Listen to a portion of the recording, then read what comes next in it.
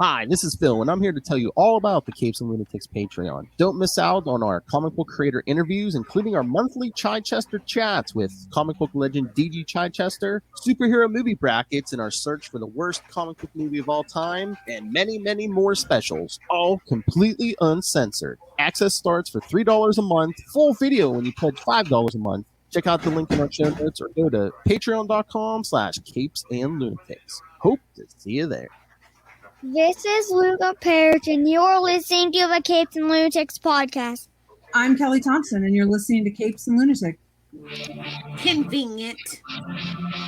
Hey! It's Hello. Oh, look at that picture. Anyway, welcome back to another episode of the Capes and Lunatics. I am Phil. Joining me, as always, that mid-East Coast Avenger himself. It is Charlie, the Professor Essa. Although technically Florida is on the East Coast as well. Oh, yeah. I don't know. Anyway, and she must have committed a crime somewhere out of state because audio only, it is! Hey, y'all, it's Little Hellfire. Mind your business! I know the business. Never. You know how hard it is coming up with these every week. That's what she said. Hey-o. No. It's okay, Phil. We love you anyway. I know, I'm the slow one. I know. Alrighty, so we are less than a week out from the first 2 episodes of Hawkeye. So tonight we just decided to discuss some Hawkeye comics. Classic Hawkeye. Yeah, get everyone familiar with some of these characters. You know, those of you who may not read the comics. So, shall we go in chronological order? That would put Charlie Esser first with his pick. Oh, goodness. Yeah, I mean, I'm happy to go first. Do you know what issues I read, Phil? I want to say it was, because it has one issue that has no Hawkeye in it in the middle. It's like 47, it's like 46, 47, and then 49, or something like that. I know the Great Lakes Avengers are on the cover of 46. I know that. Okay, so 46, so it's 46, 47, and then 49. Because 48 is the Scarlet Witch getting her mind controlled by Paramecium, by that which endures. That's utterly ridiculous. When would that ever happen? Well, you know, it's weird, because part of me wonders if anyone else ever went back to that thing. Did anyone else decide to tie up what the heck that was all about? But we started off. Yeah. No, I was gonna say no. Because Byrne kind of leaves abruptly. So I don't know if anyone ever went back and finished that up. Yeah. Well, I don't even think Byrne was going to finish it up. I think he just sort of left it there. It's just, I kind of felt it was kind of a filler. Although here's what I got to say. So for those who don't know, Hawkeye is a whiny little man-child. And if you want to see a whiny little man-child who just anger quit the Avengers because he had to work with John Walker, though to be fair, So what is he? The internet? What is he? The current internet? Yeah, he is. Honestly, it is a very much that's really Hawkeye is the birth of cancel culture. I think it's just I won't work with him. I quit. I don't know. It's when you think about all the context within all of that, with specifically, John Walker actually even being all mind controlled, you realize that. And of course, for what it's worth, Hawkeye is a jerk throughout this, because it opens up with Mockingbird reaching out to him as he's in a hotel somewhere, basically saying,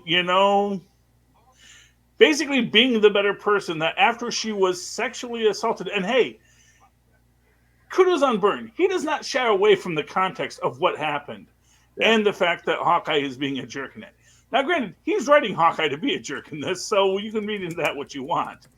But after the entire incident with the Phantom Rider, which, is messed up, she's still trying to be the bigger person. She's still trying to reach out to this ridiculous man-child, and part of you wonders why. Um, in the meantime, in Milwaukee, Wisconsin, home of the Fonz, the Great Lakes Avengers, possibly one of the finest ragtag teams of misfits ever put together. In these issues, like I said, they get like I said, they're kind of the anti-Squirrel Girl. Yeah. Where the first time they're kind of a joke, and then she like rises to this kind of almost cult status with her character. And the West Coast, the Great Lakes Avengers kind of keep on getting pushed, keep getting pushed down to make them be the joke that I don't think they really are in this. Because they're wacky and they're silly, but they're incredibly competent in what they do. Hawkeye's not happy with them, but the fact of the matter is, you know, they quickly deal with the bank robbers in their first appearance. You know, later when they actually have to fight like the She-Hulk and solve the problem, they actually do so with a plum. I mean, yes, She-Hulk gets herself back up after Big Bertha sits on her.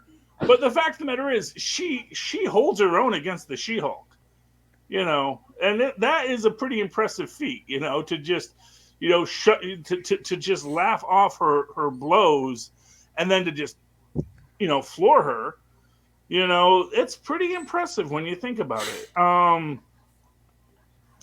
You know, Doorman and Mr. Immortal being really, you know, there's a great thing with like the essence, so plotline and all of it. So this, and just so you know, this is like Byrne has got a lot going on in all of this.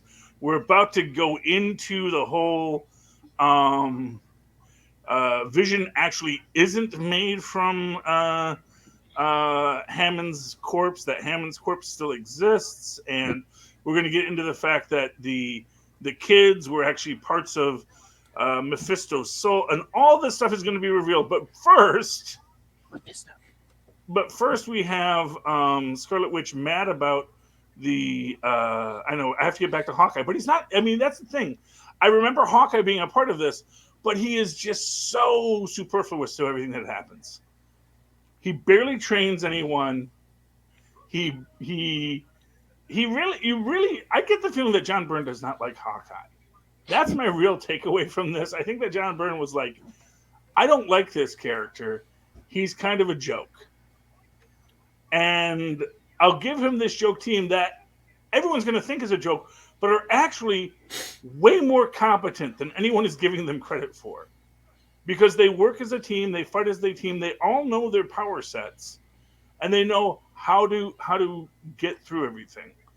I mean, the biggest advantage they do is the biggest trick they do that Hawkeye does is he figures out, okay, so was when I have to get Mr. Immortal's body out of the radiation room.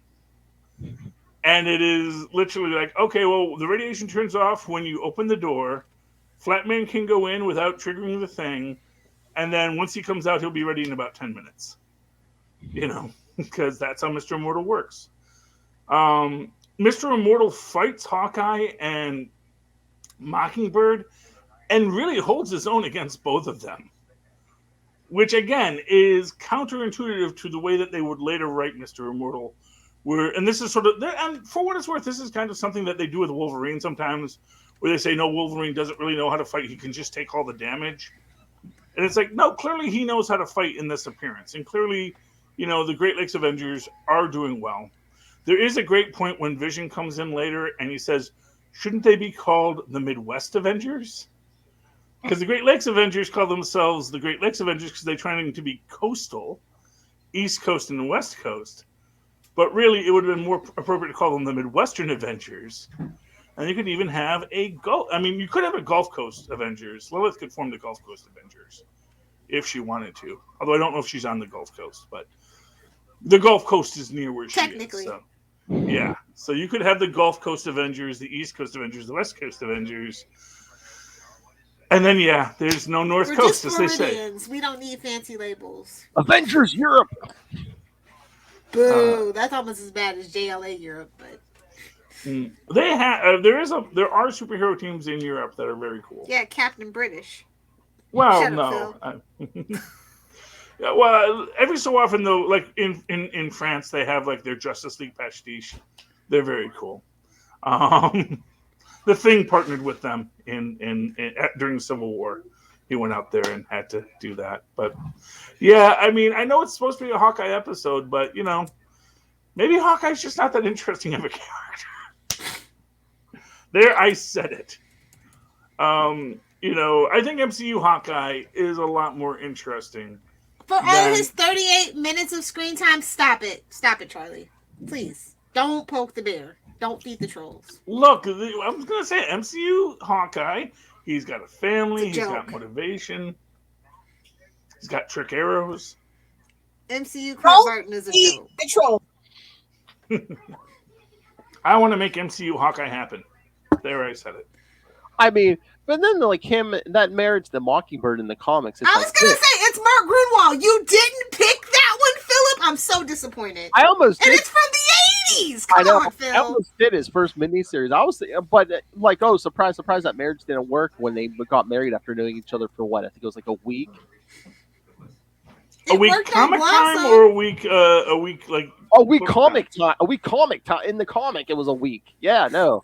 Oh, like in that one comic, they meet and then they're married by the end. They meet to be fair, have you seen Mockingbird? Hubba. I mean, it's it's like have you seen Hawkeye? I mean, An arrow hit the target. Yeah, it's like a 4-issue miniseries. They meet in the first one, and then by the end of issue 4, which is like a week later, they're like on their honeymoon. Oh yeah, that is pretty fast. Yeah, that's here's what I'll say. I think Hawkeye is much better with Mockingbird in the comics.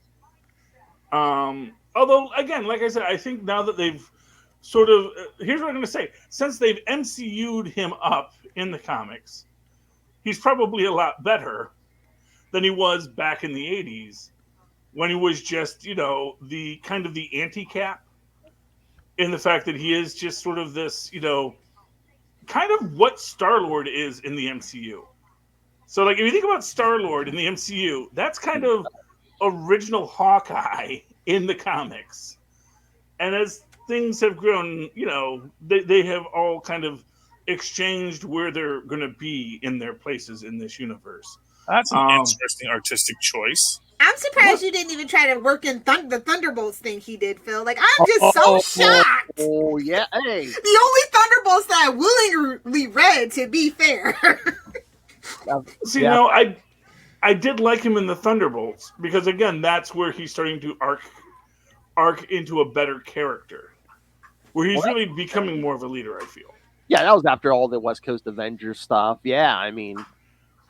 I think really where the heart and soul of who modern day Clint Barton is probably came in Avengers Academy, and that kind of takes it into the arc that I appreciate the most, I think. But I think that's really where the MCU pulls that whole he actually has a personality, he cares about things from, personally. Well, are we doing chronological, or do we want to hear what Lilith's story is? Well, she would be next, so yeah, go ahead. Okay, well, that was my segue. Way to segue. So unlike you, Charlie, I actually like Clint Barton. I don't think that he's a little whiny man child. Honestly, I think of him as the female Huntress because literally he's an archer in purple. And that's pretty much why I actually ever even got into Hawkeye, to be fair. But he's, I like that he's a master marksman. He's a tactician. He can do all that. He keeps it real. So I guess that's why I really appreciate it. Like he'll just tell you what's on his mind and he'll fight you if he has to. So yeah, obviously I stole my personality from him just a little bit. But the arc that I'm covering today is actually My Life as a Weapon, which is the first 5 issues of that 2012 Hawkeye. The Matt Fraction stuff. Yeah, the Matt Fraction stuff, obviously. So it covers issues 1 through 5, and I think it also throws in Young Avengers Presents number 6 in the actual trade paperback. So I will cover that one as well. The first issue is, first of all, the covers pull you in every time. Like I didn't know if I was gonna pick it up, but I saw the covers. It was definitely going for something different. So yeah, I was just like, okay, yeah, this is cool. Just the art alone is pretty cool. So shout out to who did the art on that one? David Aya. Yeah. Yeah, those So, are iconic covers. Yeah. Oh yeah. So the first issue, Lucky, a Clint Bart, a Hawkeye adventure. The titles kind of are weird, but whatever. It's all about how Kate Bishop, who is not a young Avenger anymore, they kind of team up and they gotta prove themselves, and it's just really kind of cute. Like, I love his and Kate's chemistry. Like, it's like fatherly, and then it's like brotherly, and then they kind of like bicker, and it's just, it's very cute. It's very Oliver Queen and Thea from the Arrow show. If you like that dynamic, that's what it kind of reminds me of a little bit. Yeah, if you didn't pick this arc, I was going to pick it because I Charlie. I think this is definitely definitively what the show is based in and around of. Oh yeah, at least visually, yeah. So, but yeah, it's outside of that being the motivation. I just think it's genuinely a good story. It's a good reintroduction to Hawkeye. Like I said, it started pretty much for me in the Avengers Academy, where he was really growing as a person and learning how to care and not be a whiny man baby that wants to fight at the drop of a hat. It's really that evolution that carries it over to allow this arc and this whole Hawkeye 2012 series to really come to fruition and unfold in such a great way. But I think, I don't know, issue 2 is a little kind of wonky. I don't know how to explain how I feel like it's wonky, but it is. It is. What's the problem, give bro? Me one sec.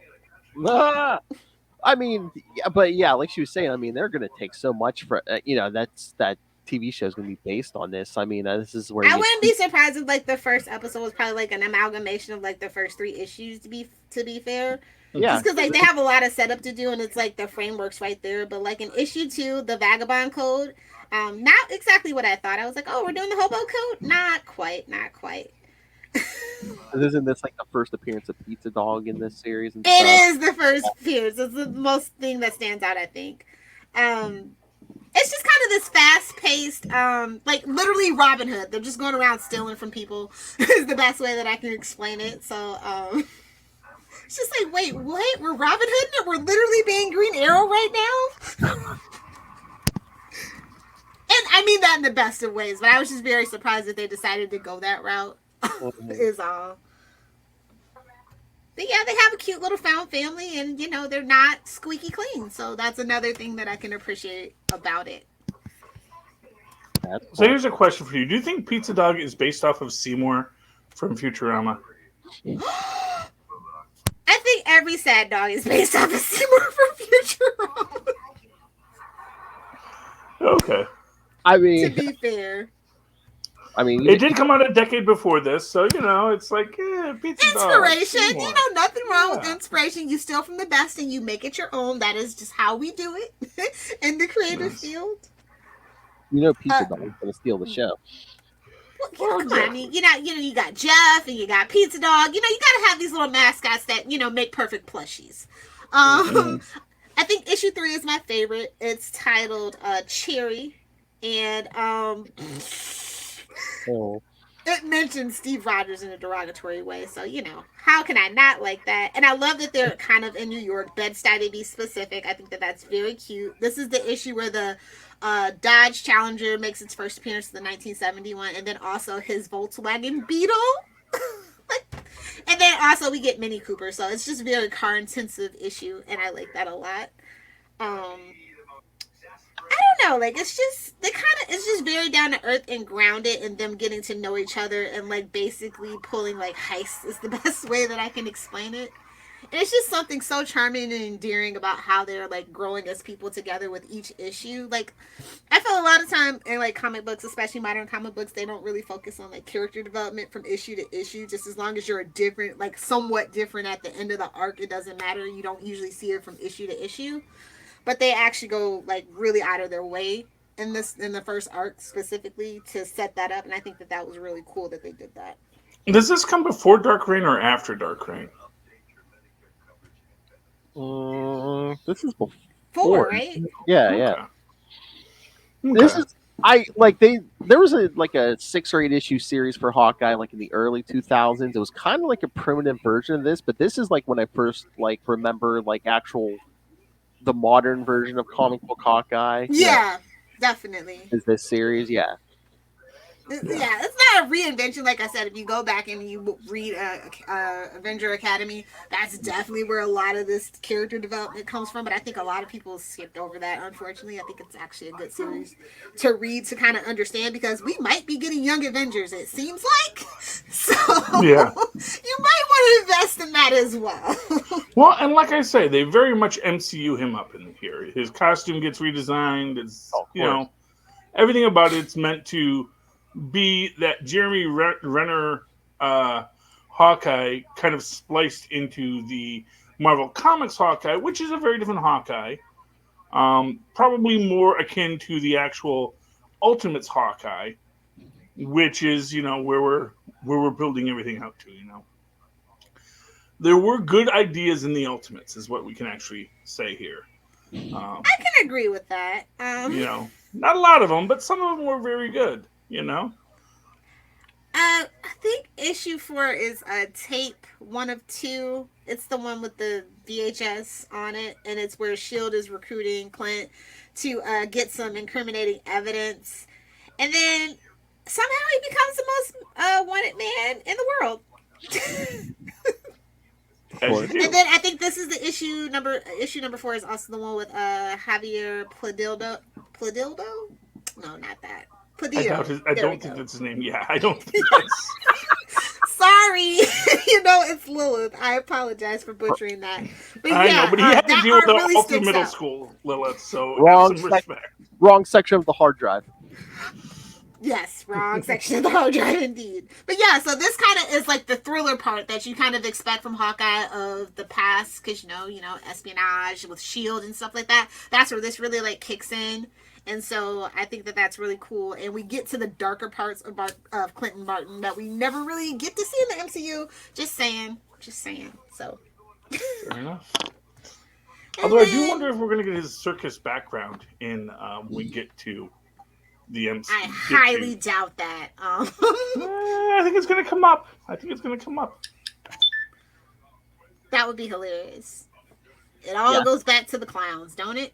And then issue 5, of course, is tape 2 of 2. And, it's just more of the same of that espionage storyline that wraps up. Not really a lot to say about this issue. It just definitely, it's that secret, that, makes him come into conflict with the Avengers. If you know, you know. Don't want to spoil it if you haven't read it, but you should read it if you haven't. And I like that he just lets the Avengers know. I love how he also, I think he mentions in Young Avengers number 6 when he's talking to Kate. He's like, yeah, I'm the Avenger. I have to remind people. Yeah, I was actually really an Avenger. And I just kind of love that self-deprecating thing that he does. But it is kind of true. If it wasn't for the MCU, people would not know that Hawkeye was an Avenger. Let's just all be honest about that. He left for the good portion, the chunk of time too, I think is why people forget that as well. They just didn't want to deal with Hawkeye's attitude. I think the writer actually even said as much. He's like, we were trying something new, and we just felt like Hawkeye wouldn't be down for what we were doing, so we wrote him out. Y'all know what's something that I just now realized? What? From Cap's Kooky Quartet, Hawkeye is the only one never to betray the Avengers. Oh. Like I said, he keeps it real. He lets you know. Yeah, He's a stand-up guy. He is. I enjoy his personality a lot. Someone should make a point of that. It's like, Scarlet Witch, Quicksilver, Captain America, all have betrayed the Avengers at one time or another. Hawkeye, he keeps it real. The realest superhero in the Avengers is Hawkeye. Just because Oh, go ahead, Phil. I was going to say, just because he's not as eloquent as the others, just because he rubs people the wrong way sometimes, it doesn't mean he's a traitor. Well, I don't know how you could not, at least appreciate a character like Hawkeye the way that he's written. So, I don't really like him when he's Ronin, to be fair, though, but that's a whole nother issue. And then the last issue of the arc is actually entitled 6 Days in the Life of... And yeah, issue 6 days, get it, cute. So yeah, this one is just kind of like a slice of life, them just kind of chilling You know, and being sorry. cute. Go ahead. I was gonna say, I actually think Hawkeye is probably at his best when he is being the old soldier mentor character. You know, That's all he's ever done. yeah, you know, but I just, well, no, sometimes he tries to be sometimes he, you know, it's sort of like Falstaff, you know. And when he's just the old guy who's trying to tell you what to do, he's good.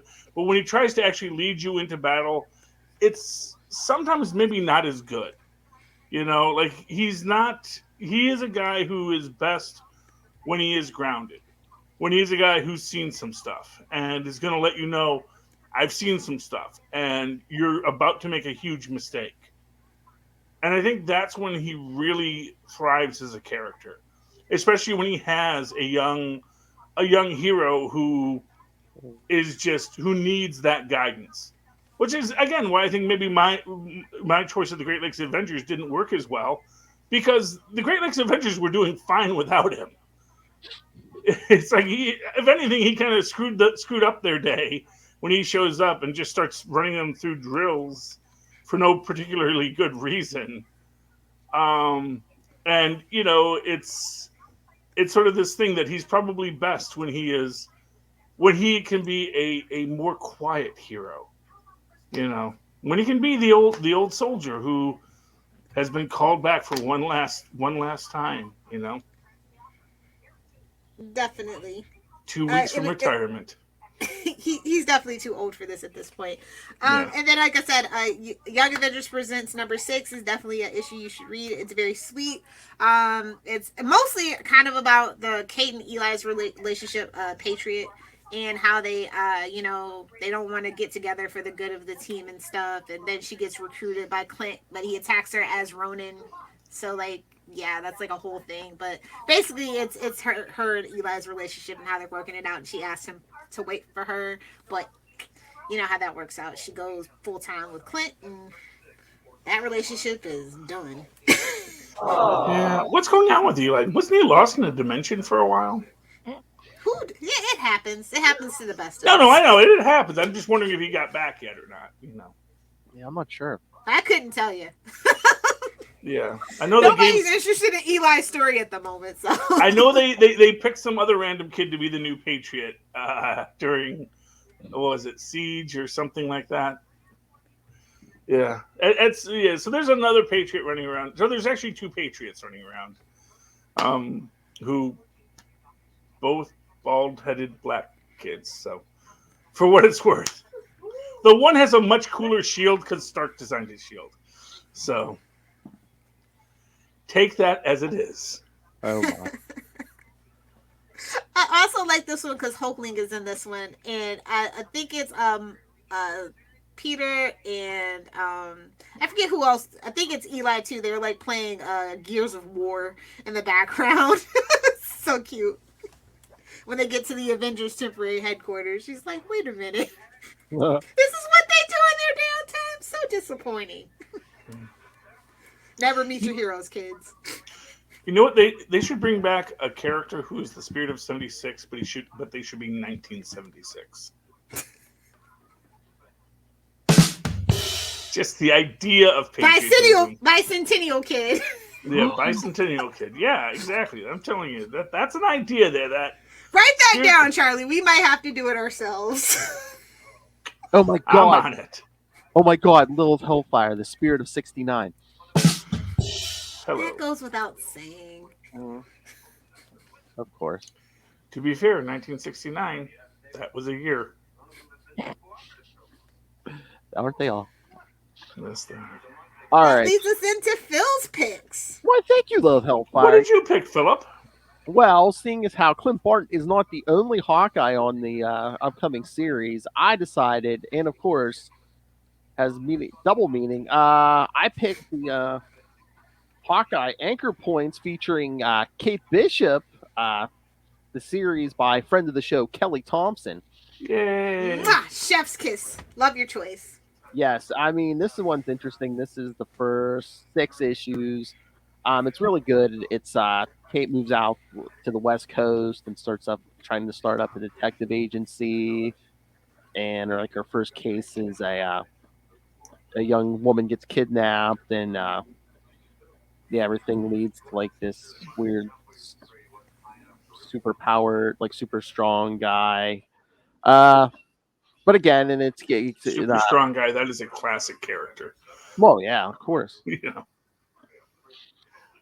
No, I mean, I'm not even doing this justice, but yeah, I mean, like Kelly really puts like the suspense into this, and again, she's giving her like a supporting cast. I'm trying to remember. I think some of these people show up when Kelly did that West Coast Avengers series. Yeah, I definitely felt homages to that for sure. Yeah, and I mean, this is kind of the storefront she sets up. One of the West Coast Avengers working out of there in her series. So yeah, I mean, this really sets up a lot of that. What is that issue? Like after the first arc, we get a guest appearance by Jessica Jones. So get the older PI kind of showing the younger PI the ropes and stuff, and a fun little adventure there. Just the two of them, back and forth with each other. Like at one point, Jessica Jones gets knocked out like a second-story window and lands in a swimming pool, and Kate's just like, "Are you gonna lay there all day? You're gonna help me." I love Kelly's knack for like dialogue and comedic timing. That is like one of her trademarks, and I like that scene that you're talking about a lot. That sticks out for sure.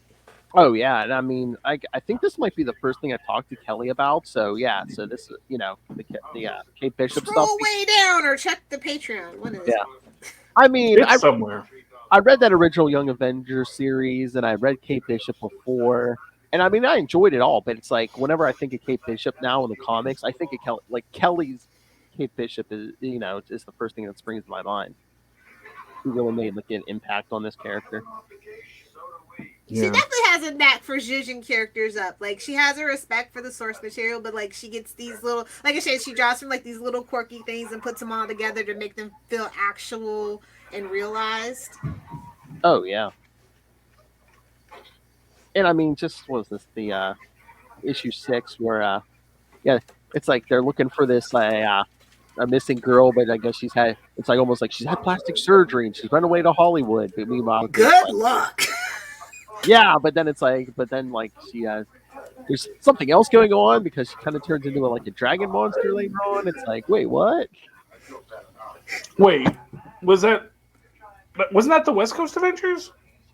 Like I said, I think she might have brought some of the stuff in from this series into the West Coast. Okay, yeah, because I remember that plot line very clearly, and all the people that went to get the plastic surgery from it was Quasimodo. He was, that was good. I loved that series actually. Yeah, cause that's what I'm saying. This is that series is actually cut short way too soon, unfortunately. Yeah, but it gave us Jeff the Shark. Yes. Read the webcomic. Read it. I'm surprised they haven't merchandise Jeff yet. Like I said, I needed that plushie for Christmas. They're missing out, man. A crossover with Squishmallow. I'm just saying, Marvel. I'm just giving you free ideas.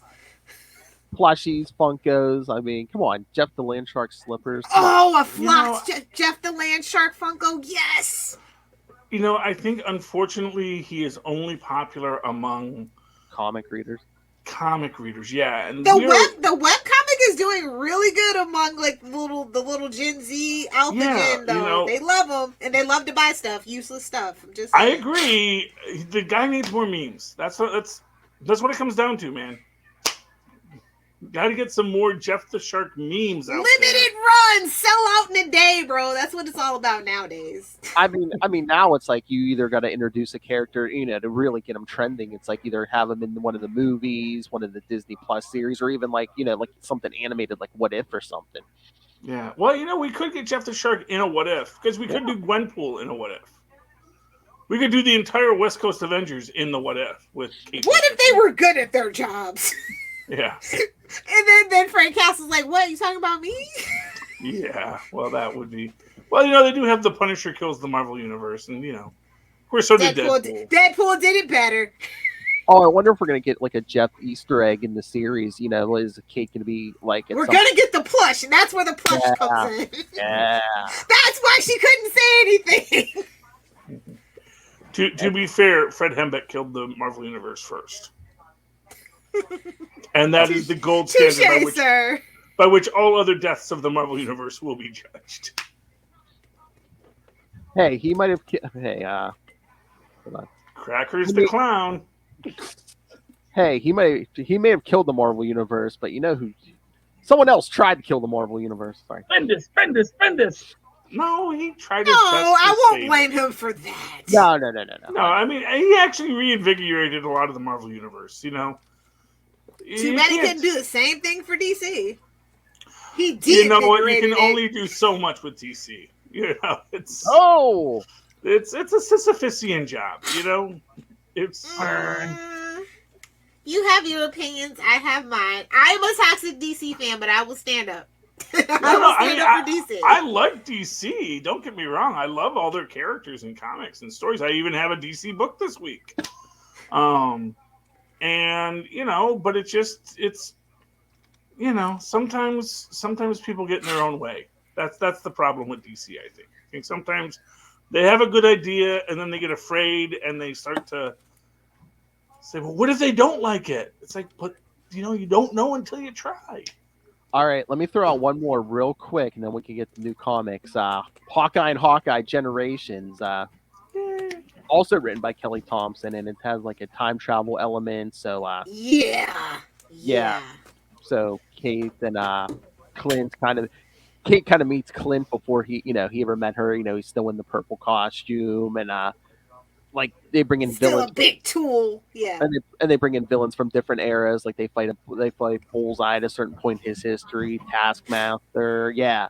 It was all like some evil woman scientist at the end who was like, yeah. No Hard Master. Oh, no, yeah. I guess they didn't include that GI Joe stuff, but I know. So people, I know, Hardmaster has his fans. Wait, is there a Hawkeye GI Joe crossover? No, it's just an inside joke. Oh, okay. She's just giving Ray a hard time. The Hardmaster. Yes, I know that. See, I'm a huge original Larry Hammond Snake Eyes fan. So like the Hardmaster and the Softmaster, they're real important to me. And, the Hardmaster. Slow down. We need this for drops, Charlie. Okay, no, the Softmaster is pretty awesome. In my mind. It's no, because you know the Softmaster, and for those who don't know, there are hard styles of martial arts and soft styles. Hard styles are about punching, kicking, using your force against another in a precision strike. Soft styles are things like judo, tai chi, wrestling in general. It's considered a soft style because it's about using another person's momentum and leverage against them. Not quite soft and not quite hard. Yeah, so the soft master is, of course, the master of those styles. The hard master is the master of the hard styles. And, of course, they were brothers and yada yada. Hard master gets killed by Zartan. Spoilers! Oh, I'm sorry. It came out 30 years ago. It used to be a time where it was a 50-year time limit on spoilers. And then came the internet. And then came Twitter. You got 12 hours, bitch. Do it. I can say 50 years. Lucky get 50 minutes. See, I remember that was the thing because I remember like reading it, and you know that's what caught because they felt that only a ninja could have killed the hard master, but actually they said, well, actually, if you had the right technology, you could actually approximate all of these hyper ninja skills with like a parabolic mic and all these things to sense where someone is and shoot them with a compound bow. And then, of course, if you're Zartan, you're just the master of disguise and illusion anyway. So that sounds like an interesting series, but I'm still not reading it. What, the original 80s G.I. Joe? They were fantastic. Yeah, that's some good stuff, Will. Yeah. Well, some of them were kind of dry. But, yeah. That's what I said. Yeah, no, there were some highlights there. Yeah. You know, and he did create Serpentor. Well, actually, I think I think Hasbro created Serpentor, and Larry Hama made him work. You know. Oh yeah. As he did with everything, apparently, from what I read. That's the thing. You gotta love that man's ability to just make it work. It's like, he was like the original Tim Gunn. Yeah. I think those Marvel guys did a great job with the G.I. Joe and Transformer stuff because they were like toys. They were like plot, story, motivations. Figure it out. I'm pretty sure all they got dropped on their desk is like a brief description of each character and maybe some of he likes guns, or like like an illustration or two what they look like. It's like, here, do something with this. Yeah. And to be fair, Hasbro gave them a lot of free reign, which is how they had to. Well, but that's the thing. I think nowadays they're I think now Hasbro is way more worried about their IP, which is why we get Michael Bay, because and the G.I. Joe reboots. I think Hasbro is too worried about their IP to let an artist like Larry Hama really reach out and grow and build what he's going to build. Yeah, but Lil, if you would like some of that G.I. Joe, I think because unlike the cartoons, they killed some of the characters. Like, spoilers, Serpentor gets taken out with like a arrow through the head. Okay. Yeah, you're speaking my lingua. Okay. And the Cobra Island War. I mean, I love gratuitous violence. I'm a '90s kid. Oh yeah, that's what I'm saying. Man, I mean, they killed people and they stayed dead. Yeah. All right.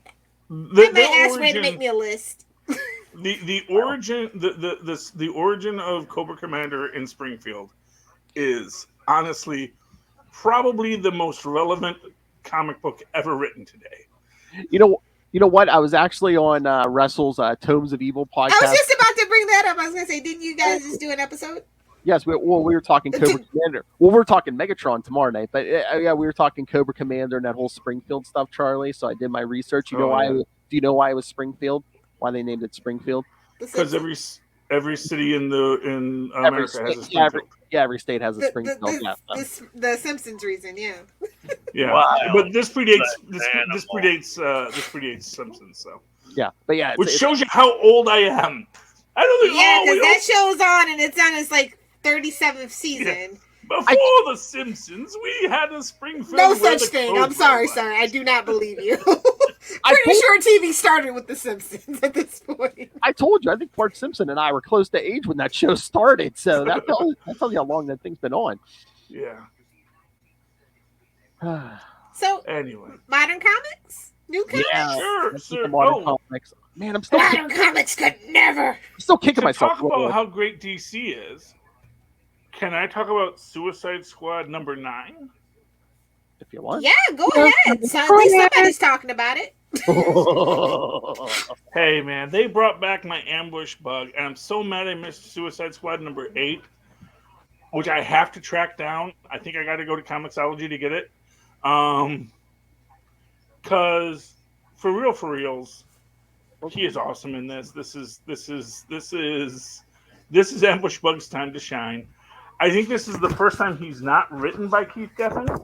I could be wrong. Let me just double check on that. Nope, this is Robbie Thompson, not Keith Giffen. So that is pretty cool because he gets the voice so well. He does come off as a sillier Deadpool, but to be fair, he did it first. And to be fair, he's not as violent as Deadpool. And so plotline. You have a bunch of these people. Waller is about to be betrayed by people within her own ranks, as happens. In fact, as it turns out, Colonel Rick Flag is the villain of the piece, breaking out villains who have been held. And I don't know. Right now, he's breaking out the Fisherman. I don't know who this guy is. I'm guessing he's from one of those dark Batman universes because he looks like evil Batman Aquaman. I don't know. Smells fishy. Yeah. Anyway, but there's our great little ambush bug who is constantly talking to everyone about themselves being in a comic, and in such an earnest way, which I love, because he is just. And this is what's interesting in this version of it, because it is. And this is the thing, like in Ambush Bug's old comics, he would break the fourth wall, and then other people would sort of break the fourth wall with him in his comics. But like now they have him kind of in that Deadpool role where he's breaking the fourth wall, and everyone just thinks, "What the heck is he talking about?" And you basically have people.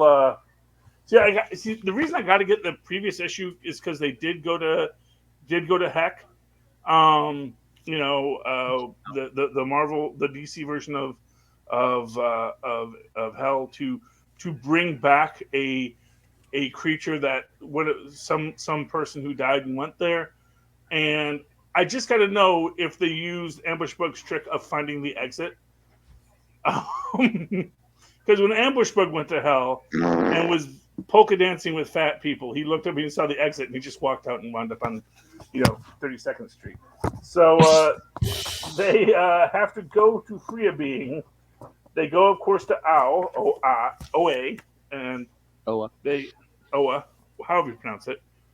Oh, it's two vowels, I guess. Hey, wow, they pronounce both vowels in a two-vowel word. That's impressive. And Major Force is like, I'm going to kill you, Ambush Bug. You got me and you accomplished your thing. And he's like, no, I'm just going to disappear from you because I have that teleportation power again. And also, I'm going to actually free the guy that we were here to get. And then I'm going to steal the ship. And then, why don't you all just come up to the ship? Because pod bay doors are open as they all escape. So it's pretty awesome. Ambush Bug is the hero that we didn't know we needed. And I love the Suicide Squad. And I just got to read the first one where they go to Heck and find out exactly how they got out of Heck. Well, if he mentioned Major Force, I was like, oh no, he didn't try to shove Ambush Bug in a refrigerator, did he? No. First of all, you can't shove Ambush Bug in a refrigerator. Yeah, Ambush Bug is too dang. They'll shove you in the refrigerator. I said try. I didn't say do it. Well, that's the thing is Ambush Bug is not excessively violent. That's the thing. That's what differentiates him from Deadpool. He knows he's fake. He knows we're all fake, but he's not going to be violent to you. He's just going to escape you because he can. And then he's going to do your job better than you, and he's just going to laugh at you because, why are you being such a jerk about everything? Really, just chill and let's get through it. Lilith, you got a book? You have issues, Lilith, no fire. Let's see. I got plenty of those, but let's see if I'm going to talk about anything. I guess I'll talk about a comicsology. No. I'll talk about a comicsology original. Which one do I want to talk about? Give me a sec. Hey.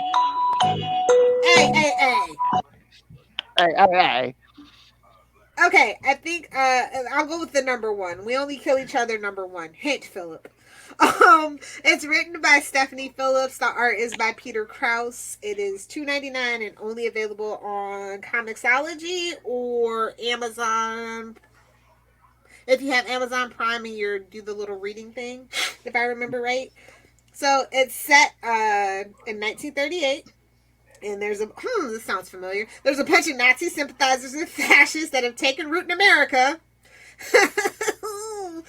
Yeah, and then it's all about these gangsters rising up against that. So yeah, I find it very timely, ironically. So gangsters versus fascists. It's good, but it's also like really no one to root for. But yeah, it's like gangsters are that very American iconography. The bootleggers. That whole thing, so I get it. I think it should be a fun story. I like where Comixology originals are going. They're not like the standard norm, so I guess that's why they're Comixology originals, because nobody else wanted to buy them. Oh my. But I like Stephanie Phillips, so I'm going to give it definitely the full run. It's only $2.99. Yeah, she's good. What is that called? We Only Kill Each Other, and that was the first issue. I'm going to have to pick that up. Because I do have Amazon Prime, and I have. Yeah, I think you can actually get it as one of your free reading books if you have Amazon Prime. I think that's how Comixology originals work. I have Comixology, and Amazon because Amazon owns everything now, so it's kind of hard to keep it straight. But I believe you can get it for free if you have Prime. Since I got to do the Comixology to get my Suicide Squad number 8 and maybe even 7. I will do that, and I will do We Only Kill Each Other as well, because that sounds like a good. The art is absolutely stunning, very noir. So That's right. Very good. Don't take don't take for granted your Amazon Plus. Didn't you remember when Optimus Prime died for our sins? 1986, I was there. You made Luca watch it. I couldn't believe it. You liked it. You liked You it. jerk. Hey, Yeah. I saw it when I was 8. I had a chance to take him to the theater when he was 8. So No, it's perfectly acceptable. It's a good film for kids. Let's them learn about death. Let's them learn about the passing of legacy. These are all important things. No, they learn about it like Lion King, like I had to. Traumatizing. Lion King is not a good film. I'm sorry. Get out. See yourself out. It's a That's fun at film. Charlie Esser. 2 E's in the middle. Get them, It's a fun millennials. film with great music. Get them, millennials. I'm just saying, Scar was right. He doesn't control the weather. Scar was not right. The hyenas were right for wanting to revolt against the lions. Well, That's to where be you're fair, messed up. yes, but the hyenas had no square under Mufasa. It's Mufasa the hierarchy. kept They're animals. What do you want? the hyenas under his heel. Scar said, "We can all be brothers and work together." Unfortunately, No, for his nefarious purposes. Nope. No. He was just hit with a bad economy. You can't blame the Lion King for the bad economy. It's just not how economies work. I know. It's getting scary in here. That's at Charlie Esser. 2 E's in the middle. For tragedy. oh my. All What right. about you, Philly? What are you reading? Speaking of people's children, we should mention, what came out this week? Superman, Son of Kal-El, number 5, the issue that had all of Was it worth the hype? No. I mean, well, the whole thing that made the news. I mean, it's Exactly. basically an afterthought, but yeah, I mean. Oh my God, I see worse than that on was the TikTok. hype? That was the hype that he kissed a boy? Well, yeah, And he remember? liked it. That's the problem. That's what's had Fox News in a tizzy for like a month or two now. Yeah, is that, John's coming out as bi. Yeah. Okay, well, we all. I'm sorry, I've kissed a boy. I'm sure Lilith has kissed a boy at least once. I didn't like it though. Well, Boys that's are fair, gross. It's not for everybody. I prefer the taste of girls' cherry chapstick. Hell. I will be honest with this. All men have stubble. It does give me a weird sensation when I touch stubble. So it's not 100% for me, but No judgments. It's just like, dude, it's 2021. When are all the old fogies gonna die so I don't have to listen to the outrage cycle? Jeez. I'm so waiting. Well, that's the thing. Half those media people, it's like they don't even buy their own crap. They wouldn't even know that it was actually his son and not actual Superman. You know what I mean. But the media, they just say stuff because they know all of those old fogies who watch that channel and stuff. They're going to get them all buy comic books. I see the numbers. I know you're not reading comic books. What do you care? Exactly. They're never doing it in the movies. I mean, for at least another 20 years. So what are you worried about? Did you see Eternals? We had a DC, very loving sweetie. DC. We're talking DC. Well, there was a same-sex relationship in there, yes. And again, why were we doing Alpha Flight? Because their gay character was gay before it was quote-unquote cool. I'm just saying, we should never have had Eternals before Alpha Flight. And that's what pissed me off about the whole thing and why I'm against Eternals. Thank you for coming to my TED Talk. No, it's fair. I mean... I'm going to be honest with you. I think the biggest problem that Alpha Flight has is that they're Canadians, and it's just It's like, oh, this is where we introduced Deadpool. Yeah, but and Wolverine, baby.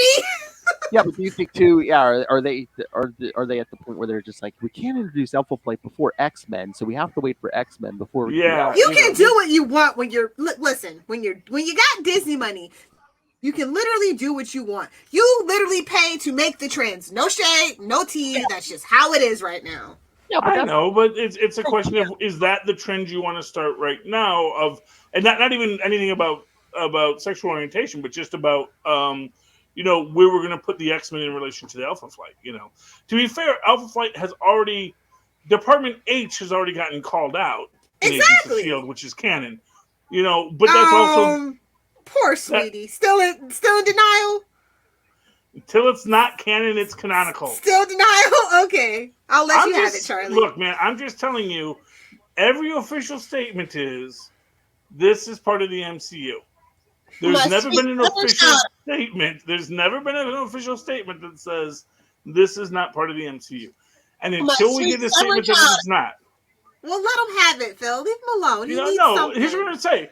When Matt Murdock shows up in probably not Far From Home, probably, here's what I'm going to say. She-Hulk, meeting of the lawyers.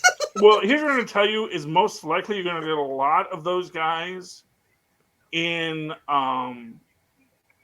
it just reference or something in, because this is this thing where everyone talking about, and I'll get to this later, activity with the Spider-Man show, the Spider-Man movie coming out. So, they're going to introduce this, they're going to do this. It's like, no, they're not.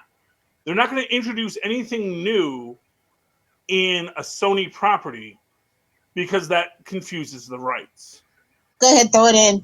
But if they introduce it, but anybody who gets introduced in Hawkeye remains in Marvel's satchel. So you could get Jessica Jones in Hawkeye. You could get Matt Murdock in Hawkeye. You could get Kingpin in Hawkeye. And then that's his first appearance. That's where he belongs. So, what we get in the other things, that's going to be something else. But anyway. Scroll down. We're going to talk about that in the next show. But yeah, no, he's right, because it's like, what if they can't introduce anything in Spider-Man, because then Sony's going to be like, no, we're going to take our toys and go home. Yeah, it's like, we have the rights to all the best villains. It's like, well, you can always do other, but never mind. Well, they have the rights to do what's popular. I would not call the Spider-Man villains the best villains. Not even Otto Octavius? I know. I'm like, come on, bro. I'm sorry, you're confusing the word hero with villain.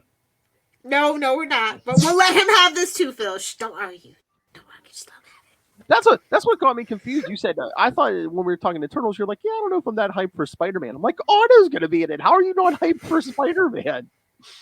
No, Do we even know for sure it's not just a 10-second cameo? Like, honestly, at this point? No, we don't, and that's why I'm not that hyped. I don't think it's anything of what anybody thinks it is. It could be mysterious. And why do the posters keep getting more terrible? Like, I can't take it.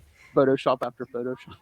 It's just like, it just gets progressively worse with each freaking poster they release. It's driving me insane. Oh, you know what happened? Disney was like, said to Sony, hey, send us over those posters for the movie. And they're like, posters? Wait, what? Exactly. Damn it, get the interns. Keep them up all night if you have to. Who knows Photoshop? Oh, Charlie has a book he would like to discuss. Well, actually, I was going to ask, do you want to do more books? Or do you want to save it for the next show? Well, seeing as we got 58 minutes, probably the next show. Okay, that's fine. That's my Indie of the Week. Elvira meets Vincent Price. Meets Vincent Price? Yes, excellent book. Yes. Oh, we forgot to talk thing. Anyway. We can talk down to super connectivity. I know, but Lil I'll pop in. Talk about it. I'll pop in. Okay, you pop in. In the comments. Cool. All right, so yes, kids. Next week we'll be talking the first 2 episodes of Hawkeye. So, share your thought. We'll probably do that Friday night. So, if you watch it Wednesday or Thursday on Thanksgiving, send us your thoughts. Send us your favorite Hawkeye stories or any of the new comics this week. Email us capesandlunatics@gmail.com or call the voicemail 614-382-2737. That's 614-38-CAPES. And remember, you can follow Capes and Lunatics on Facebook, on Twitter, Instagram. Find links to our all the social medias for all the various shows we do, including maybe something new on the DC side next year. Maybe. Oh, shut up. So, yes, find links to all the social medias for all the shows. Find links to this YouTube channel. Lilith was not on camera this week, but we still have the eye candy. That is Charlie Esser. So please subscribe to the YouTube channel. Most importantly, please subscribe to the Patreon. Once again, we have no more financial backing except ourselves. So please, any Any little contribution helps.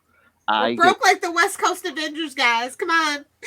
Oh, gonna have to get an apartment building. But yes, so you get all kinds of exclusive programming there, creator interviews, including DG Chichester chats every single month. Superhero movie brackets next year. Every month we'll compare two horrible superhero movies till we get to the worst.